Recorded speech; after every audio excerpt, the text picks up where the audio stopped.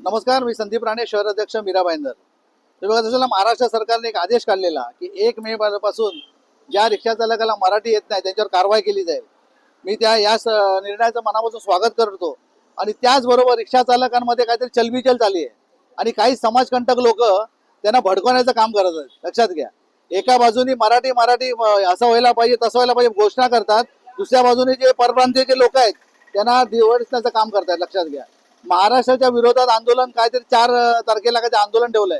या गोष्टीचा मी निषेध करतोय आणि या रिक्षा चालकांना मी सांगतोय की या मोर्चामध्ये तुम्ही जर सामील झालात त्यामुळे तुमची स्वतःची विटंबना होणार आहे. लक्षात घ्या, त्यामुळे समाजकंटक लोक काही तुम्हाला भडकवत असतील, मोर्चा काढूया स्वतःच्या TRP वाढवण्यासाठी, स्वतः बसणार बॉडीगार्ड घेऊन, स्वतः घेणार बॉडीगार्ड घेऊन आणि बाकीच्या लोकांना तुम्ही उपसवणार.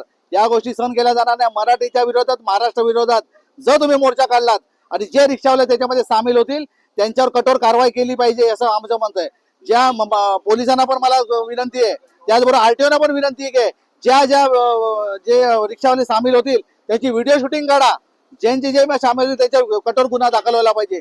त्याचबरोबर हे समाजकंटक लोकांना मी आवाहन करतो की या भूमीमध्ये या महाराष्ट्रामध्ये जर मराठीच्या विरोधात जर तुम्ही मोर्चा काढत असाल तुम्हाला तसंच्या तसं उत्तर दिलं जाईल. त्यामुळे सतर्क करा. आपण गरीब लोक ह्यात आपण आपल्या कुटुंबाचं पालन पोषण करण्यासाठी या ठिकाणी आलेले आहेत. त्यामुळे चुकीच्या दिशाभूल करून पुन्हा ते तुम्हाला भडकवत असेल तर ते सहन केले जाणार नाही. लक्षात घ्या, तुमच्या काय चुकीचं घडलं असेल, तुम्हाला चुकीचे कुणी कागदपत्र दिले असेल त्यांच्यावर कायदेशीर गुन्हा दाखल करा. महाराष्ट्राच्या जे निर्णय त्याच्यामध्ये सामील व्हा, जेणेकरून महाराष्ट्र सरकारला पण तुमच्याबद्दल काहीतरी आपुलकी निर्माण होईल आणि चांगला काहीतरी निर्णय निघेल. पण महाराष्ट्राच्या आणि मराठीच्या विरोधाचं आंदोलन करत असाल तर तुम्ही याद राखा, ही महाराष्ट्र निर्माण सेना नाही तर मराठी माणसाची घाट आहे, महाराष्ट्राची घाट आहे. एवढं फक्त लक्षात ठेवा. धन्यवाद. तुर्तास थांबतो. जय हिंद, जय महाराष्ट्र.